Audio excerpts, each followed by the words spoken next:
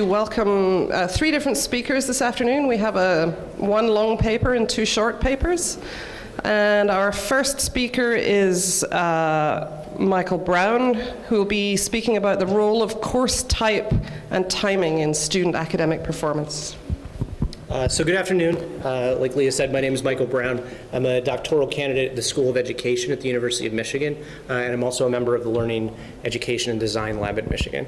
And this is a paper that I worked on with some members of the lab, including Stephanie Teasley, who's here today, using our early warning system as data about pulling out the performance classification data from our early warning system to try and understand how different disciplinary courses are structured and organized, and whether the organization of those courses it specifically deters students from recovering when they experience academic difficulty in a course over time. So what we're going to talk about today is a little bit about academic disciplines and what we mean when we say academic disciplines, because there's a lot of different definitions, and how that relates to academic performance. I'm going to give a little brief overview of how the Student Explorer early warning system works, and then we're going to go through the findings of the study and some implications for practice, for instructional design, for academic planning, and for the development of early warning systems. So disciplines in higher education, especially in American higher education, create these unintentional organizational pathways that students have to navigate over time as part of their academic program. We call these majors, right? There's a series of requirements that you have to complete. They include requirements in the general education, and students have to progress through them to be able to receive their credential. And in some cases, especially at institutions like Michigan, where there's more interest potentially in a major than there are spaces for students, we unintentionally or perhaps intentionally create what we like to call weeder courses, where we try and cream out the students who have the best performance over time and potentially deter the aspirations of students who are not ideally suited to participate in that discipline or that major. So academic major programs then draw their norms and their logics from the larger disciplinary fields, right? Economic major programs are structured to train and prepare economists, and they reflect the norms in the field of economics. Similarly with physics and chemistry, what you see is a reflection in the design of the coursework and in the structure of the major program, a reflection of the content knowledge in the field, the social interactions, the social dynamics. And in particular, these disciplinary logics might be more closely related to norms in the field than they are to sound pedagogical design. And we're going to see some examples of what that looks like in the study. So this study focuses on first-year students who participated in a general education curriculum. So this means that these are students who came in without an intended or declared major, and they hadn't been admitted to a specific college yet. So they were actually exploring the general education curriculum to make determinations about what kind of major program they wanted to participate in. So this isn't the full first-year class at the institution. It's only about 550 students, many of whom also didn't come in with advanced placement credits or international baccalaureate credits. So they sort of started at the closest thing to a baseline that you can have for a first-year student. And they were really required in that first year to explore a lot of different coursework. The challenge that these first-year students have is that they come to college, and not only are they learning about content knowledge in their courses, they're also learning how to be a college student, right? So we have this metacognitive challenge that's on top of what they're doing in their coursework that they have to navigate. And in particular, this can be particularly confusing, sorry. This can be particularly confusing for first-year students who are taking a lot of different courses and a lot of different disciplines that are structured in different ways, that have different types of assessments and give different weight to those assessments, that use different instructional pedagogies. It creates a lot of navigational work that these students have to do, and a lot of learning about how to participate in different disciplinary communities, which is something that as you progress through your undergraduate education, you actually have to do less of. So we're front-loading the challenge of figuring out how to be a student, and we're giving it to the students who are potentially the least well prepared to do that. So in our full paper, our research questions focus on individual, organizational, and disciplinary factors that related to students' odds of experiencing academic difficulty over the 18-week course period and recovering from academic difficulty. In the discussion today, I'm really going to focus on the disciplinary factors because those were the most salient and the significant, but if you're interested in particular how higher education organizations might actually complicate student success, I'd encourage you to read the paper. I'd encourage you to read the paper regardless, but that'll make it particularly interesting to you. particularly interesting. Okay, so initially when we went into the data, we used a cluster analysis to identify fields that had similar structures, organization, and timing of assessments.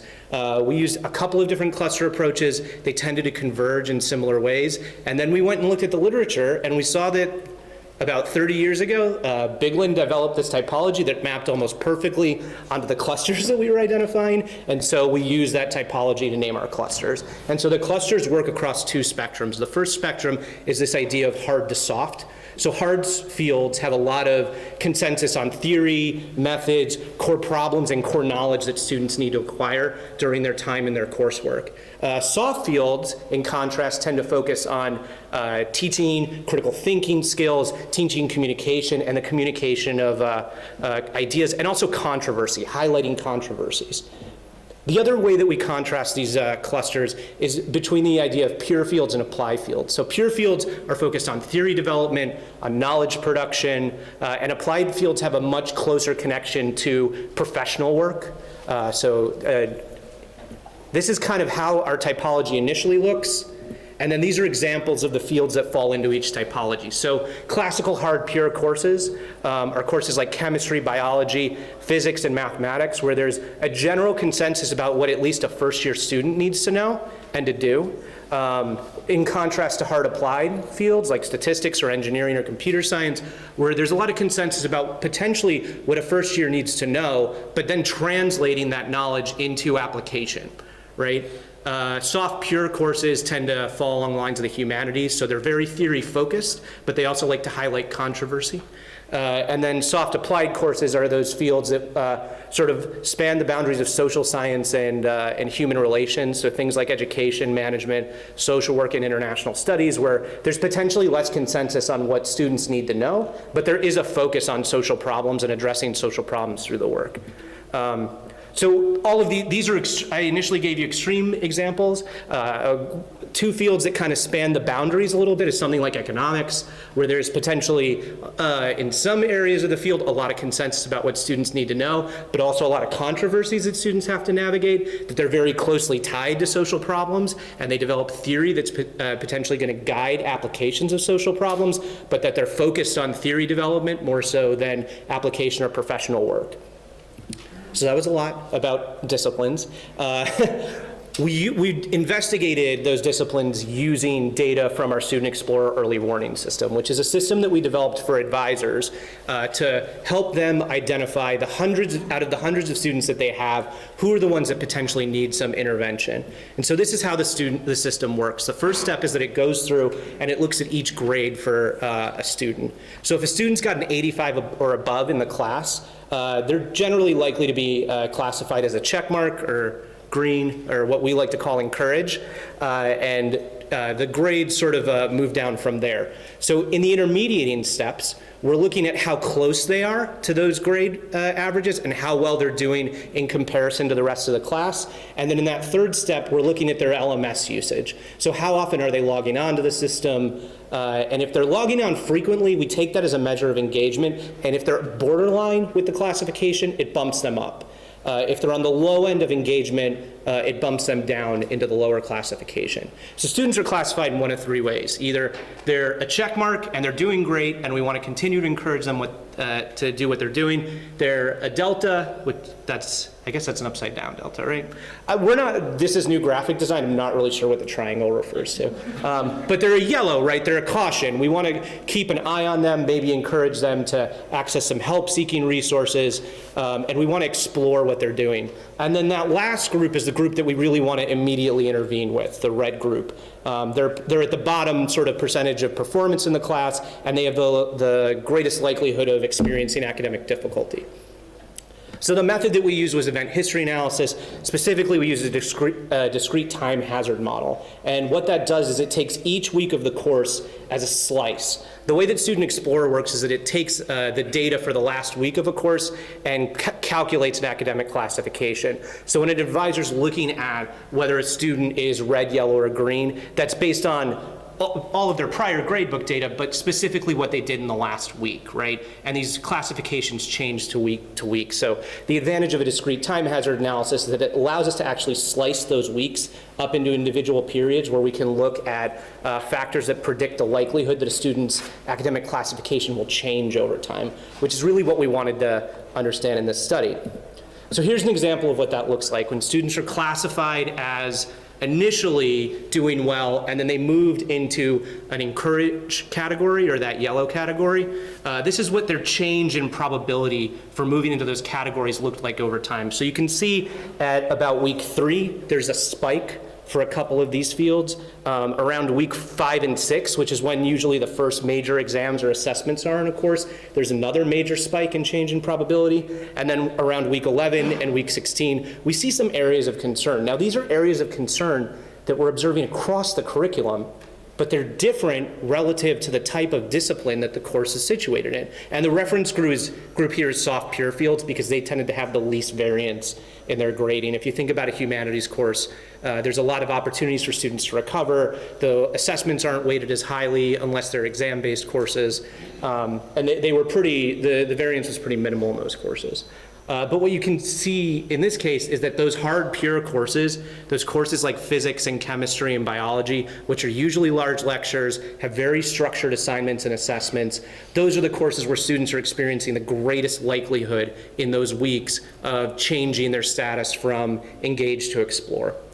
So similarly, when we look at students who are likely to move from explore to engage, or our biggest group of concern, the differences in the trends are the same, right? Hard pure courses have the biggest spikes around these weeks. Soft applied courses have the lowest sort of variance. Students are the least likely to change their, to move into a concern category in those courses. And the timing of the assessments is consistent across the two groups, right? When we see the first exam, when we see the second major assessment, and then there's that spike towards the end of the course. So on the flip side, when we're looking at academic recovery, and this is a little bit confusing because the graphs kind of flipped here, right? These are negative changes in percent, right? So the likelihood that a student would improve. We can see, and this is a little bit more challenging to see, and I changed the color of the soft applied so that you can see that those two lines are almost perfectly mapped to each other, right? The hard applied course and the soft applied have almost identical odds, right, over time. But the hard pure courses, there's a lot of volatility, and the timing where we're seeing students as the least likely to recover are the periods right after those major assessments, which again kind of makes an intuitive sort of sense. And so students that are recovering out of the worst performance category into an improved performance category, what we're seeing here is around week 5 there's another spike, right? That students are improving after week 5, and if they're not improving after week 5, their likelihood of improvement is pretty low. So when we looked across the whole course, when we compared the courses to the likelihood of improvement, what we saw was that if you're in a hard applied field or you're in a soft applied field, if you don't improve by week 12, you're not going to improve, right? Those courses are just not structured to give students the opportunity to recover either points that they've lost or to show that they've done improved learning and to make up for some of the academic struggles that they had earlier on in the course. So this is just a reminder again about the types of courses we're talking about in these different quadrants. I'm waiting, I see somebody taking a picture, so I'm pausing. So overall, across the whole 18-week period, we calculated odds ratios to see the likelihood that students in these different disciplinary classifications would actually move from green status to a yellow status, or from a yellow status to a red status. And what we saw was that, in general, students in hard fields, so particularly, specifically pure and applied fields, right? Hard pure fields, they were about 1.4 times more likely to end up in a yellow status than students in pure fields, and that students in applied fields were about 2.6 times more likely to end up in a yellow status. But the thing that really concerns us is that students in hard pure fields were about 4 times as likely as other students to end up in a red status. That means that these students were significantly more likely to experience some kind of academic difficulty over the 18-week period, and that academic difficulty was in this case at least significantly related to the type of course that they were taking. So in terms of recovery, we don't see a lot of significance, but we do see sort of similar trends. In general, students were less likely to recover over time if they were in a hard field course, and the students who were the least likely to recover over time were students that were in those hard pure courses. So in terms of specific courses and what this means, in general, right, those hard pure and those hard pure and soft applied courses jumped out immediately as places for us to think about how the curriculum is organized and why we might potentially need to intervene. So these were the 3 courses that had the largest percentage of their students experience some kind of performance classification. So in earth sciences, you can see at some point during the semester, about 41% of those students were in the lowest performing group, which suggests that there's a lot of turnover, first of all, in those groups, and second of all, that there's something about the way that course is structured that students are just moving really quickly between performance classifications, right? And so we went and actually looked at the syllabi in that course and the curriculum, and what we saw was that there's a lot of assessments in that class, and they're all about equally weighted. So if you do poorly on one assessment at kind of any point in the course, you're likely to move in between groups. But if you do well on the next assessment, you're very likely to recover, right? So that course is structured in a way where if students are experiencing academic difficulty, they have pathways to recover, right? This is in contrast to the Engineering 100 course, which is a first-year design course, and it's a team-based design course. And all of the assessments in that course are backloaded. And what happened essentially in that course was that students even really get a grade about what they were doing until around week 12. And at week 12, if they weren't doing well, they weren't going to be able to recover, right? There was only one major assessment left, and it didn't make up for the lack of feedback about their performance that they'd been getting in those first 12 weeks. And so what we saw was that about 55% of those students ended up in the lowest performance category at some point, but the students who were in the lowest performance category after week 12 were very, very likely to fail the course. This is a major problem when we think about the designing of engineering curriculum, because that's the first required course that engineers have to take, and if they don't navigate it successfully, it completely disrupts their trajectory through the institution. And I'm not going to be causal and say that all of that was related to course design, but I could see a lot of substantial ways that the course design could be improved to mitigate that as an effect. And then we had this weird class that jumped out at us called Statistics for Linguists. I'm not sure why the linguists at Michigan take a stats class, but it's cool that they do. And it's a requirement. Sorry? Linguistics, sorry. Those are different things. And so what we saw when we looked at this class was that there's one really big exam in the middle of the class. And if students don't do well on that exam, their performance suffers, but it's not as highly weighted as it is in the Engineering 100 course or the Earth Science course. So these students generally move into that yellow category and then they stay there and they're not able to recover.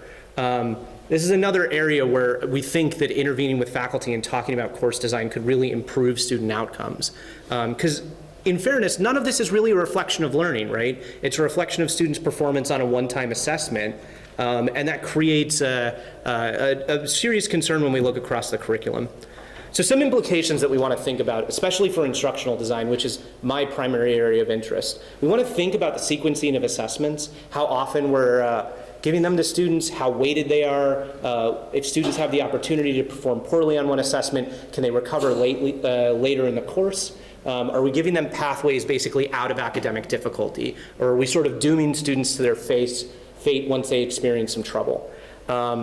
And so in this case, you can see these are 2 different classes, and these are the grades over time, right? In the first class, a lot of the students didn't do great initially, right? Their grades sort of were a little bit lower than probably our students would like. But over time, because there was a series of assessments, they were able to improve. And this is in contrast to the other course, which only had about 3 assessments. And the first 2 students did relatively well on, and then over time their grades just kind of, on average, declined, right? That 3rd week sort of, I'm pretty sure, coincided with spring break, and they were They were graded on attendance, so there was a lot of missing points that week. So in terms of implication for practice, one of the things that we potentially want to do is adjust Student Explorer so that when students are in these courses that we know are high risk and we know that a high percentage of students actually experience academic difficulty, we want the Student Explorer course to flag students earlier for advisors. Because what we also noticed was that advisors were almost always intervening after a student had experienced academic difficulty, not while they were trending towards academic difficulty, and that limits the ability of the student to recover, right? If they're already in a place where they have to make up for work that they missed or for points that they didn't get on an exam, then we're expecting the student to improve substantially over time, right? If the advisors can direct them to help-seeking resources earlier on, we think there's the potential for students to benefit substantially. One of the other things we'd like to do is just try and get faculty to coordinate some of these courses across disciplines. What emerged almost immediately was that midterms are all at the same time and finals are all at the same time. And if you're co-enrolled in certain classes, that increases your risk of doing poorly on a midterm or a final substantially. That's a different paper for next year. But that's a huge concern, right? If you move that final up a week, if you moved your major high-risk assessments up a week or back a week, right, or you change the weighting of them, that might improve students' performance considerably. They're in that week having to make decisions about how many resources they're actually going to dedicate to different kinds of exam prep. And that's not really probably the best reflection of their learning. It's probably a good reflection of their time management skills. And then, as I've noted a couple of times, we want people to think about staggering high-risk assessments. So if you're going to do high-risk assessments and you're going to do these exams that are significantly weighted, thinking about when you put them into the curriculum and what they mean in terms of timing is an important question we want faculty to think about. So in terms of future research, we have a couple of questions. We want to investigate from a qualitative perspective, what practices are faculty actually engaging in these classrooms, right? We looked at the syllabi, we looked at some of the gradebook data and what students were doing, but I'd like to actually go in the classroom and observe what they're doing in some of these classrooms where we see a significant percentage of students who are experiencing academic difficulty, because there may be things about instructional practice that we could change. Again, we want to investigate a little bit further what role time actually plays in performance on these individual assessments. And then the last question that I'm the most interested in is when students are co-enrolled, how does that change their risk of experiencing academic difficulty? And then this was, again, an analysis with first-year students, so it would be interesting to see if, as students get further into the curriculum and they develop some skills for navigating the curriculum, do they improve, right? Are they better at recovering? So those are some of the contributions we identified. I'm happy to take questions if folks have them. Thank you.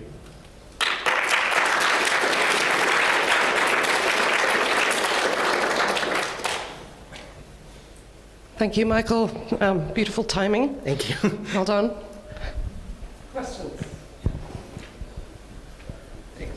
All right, we probably need to have a talk Okay. after this as well, so Hopefully a good one. that'll go for a while, just having done my PhD in survival analysis in pretty much the same space. Okay. But the main question I have is, like, what were your independent variables? Was it just the courses themselves that you were expressing in the model specification? And did you have any other control variables? Yeah. Okay, that's what I was after. Yeah. So we looked at a lot of different factors. In this, I explicitly focused on the disciplinary factors. One of the things we controlled for was the level of difficulty of the course that relates to discipline, but we were also interested in just some demographic variables and some organizational variables. So how big was the course, right?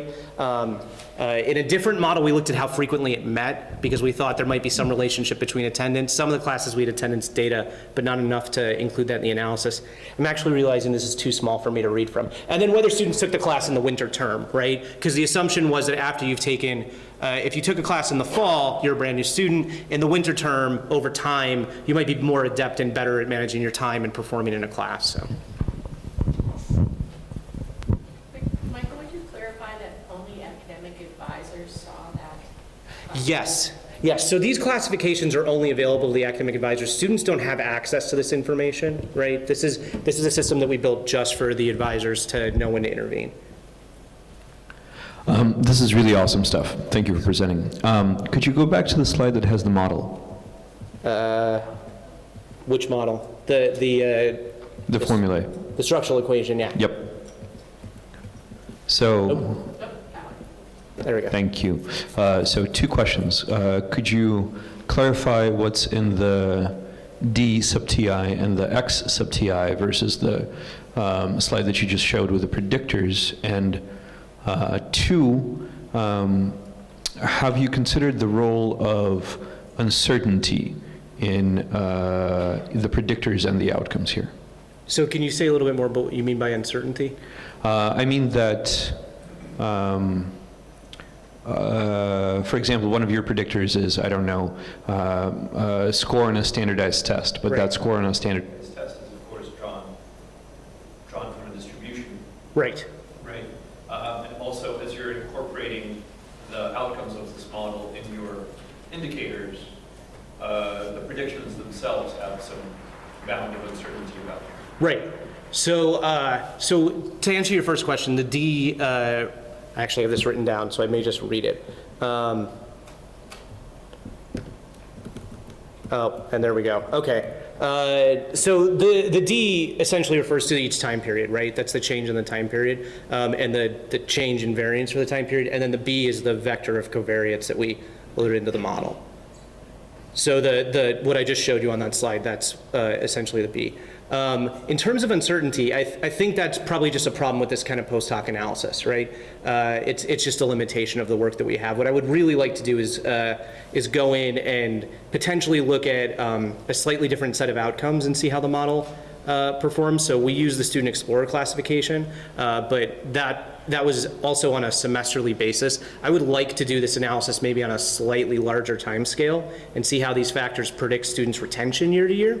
In particular around disciplinary and major lines. I think we might actually get more accurate predictions when we do that, because when we increase the time scale, we're also potentially like increasing we don't have to use these kind of smaller scale measures, right, to look at. We can look at bigger measures, and we can look at some interactions. We couldn't really do that in this research, in part out of concern because something's ranked as a 400 class, right? We don't really know what that means across disciplines. Like, we don't know how the complexity changes across disciplines, and we don't really know if some of the cells were just too small to do that kind of interaction, but I think that would address that.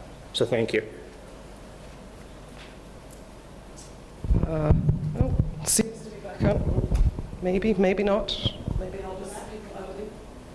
Yes, I think we probably have time for one as long as it's quick, I'm afraid. Sorry. I was just interested in, it sounds like you've got a lot of information about what assessment type work, and I was wondering if you found any conclusions about if certain assessment types work better in different disciplines, or if there's interdiscipline learnings that you can have from it.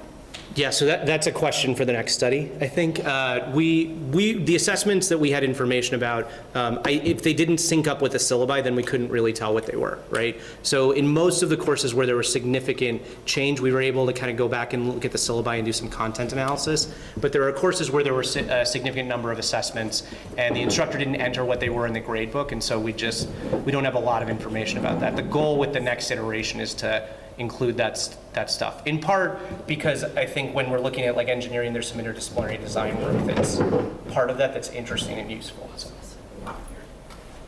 thank you. Thank you, Michael. I encourage you to pursue Michael